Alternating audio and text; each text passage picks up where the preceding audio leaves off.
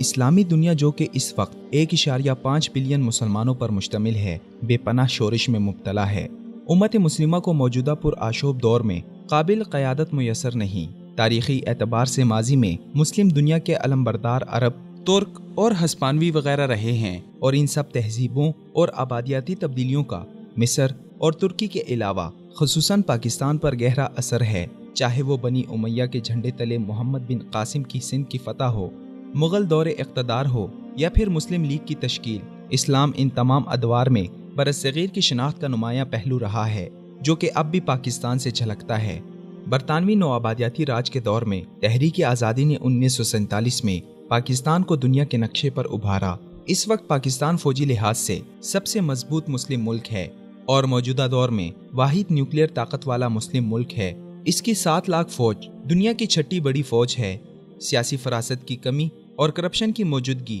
اگرچہ ایک افسوسناک حقیقت ہے، مگر یہ بات خوشگوار حیرت کا باعث ہے کہ کئی مسلم ممالک کی عوام امید رکھتی ہے کہ پاکستان ان مسلم ممالک میں سے ہے جو کہ ایک دن اسلامی دنیا کو جبر و استحصال کے اندھیروں سے نکال کر خوشحالی اور مضبوطی کی طرف لے جائیں گے۔ اگرچہ پاکستان کو اپنے قیام کے بعد ہی معاشی عدم استحکام، سیاسی اتار چڑھاؤ اور غیر ملکی دخل اندازی نے ہمیشہ اسے پریشان کیے رکھا، مگر باقی مسلم دنیا بھی کم بیش ایسے ہی حالات کا شکار رہی ہے اور ہے۔ اس تلخ حقیقت کے باوجود پاکستان ایک قابل ذکر علاقائی طاقت ہے، اور بنیادی طور پر اس کی بھارت دشمنی اور سر جنگ کے دوران اس کا قابل اعتبار امریکی اتحادی ہونا اسے قومی لحاظ سے نمایاں مسلم ملک بناتا ہے۔ افسوسناک بات یہ ہے کہ بہترین فوجی اور نیوکلیئر طاقت رکھنے کے باوجود پاکستان ایک سیاسی طور پر ناپائیدار ملک ہے، جہاں فوجی بغاوتیں اور کرپٹ طبقہ اشرافیہ اس کی تاریخ پر ایک سیاہ دھبا ہے۔ اس پر 2 جماعتی سیاسی نظام مسلط ہے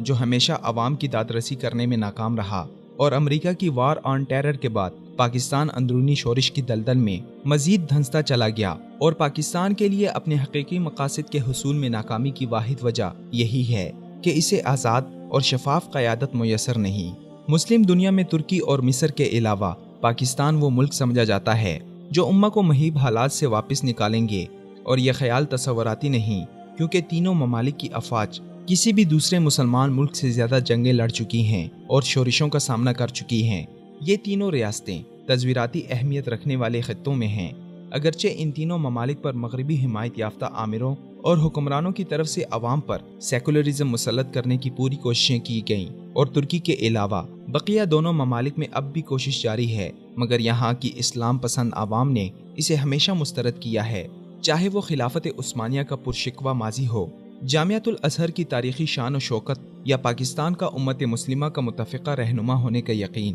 یہ تینوں ممالک مسلم اکثریت کے لیے امید کا دیا ہیں، مگر اس امید پر پورا اترنے کے لیے سب سے پہلے انہیں امریکی بیڑیاں توڑنی ہوں گی، جو کہ کئی شکلوں میں انہیں جکڑے ہوئے ہیں، یعنی امریکی فوجی مدد، وار آن ٹیرر اور سیکولرزم وغیرہ۔ یہ تبدیلی راتوں رات ممکن نہیں۔ موجودہ حالات کے جمود کو توڑنا پڑے گا تاکہ سوچ میں تبدیلی کے ساتھ ساتھ ایک سیاسی ویژن پر کام کیا جا سکے۔ اس سے ادارے مضبوط ہوں گے اور بیرونی ہاتھ کمزور ہوگا، اور یہ تینوں ممالک امت مسلمہ کے خوابوں کو پورا کر سکیں گے۔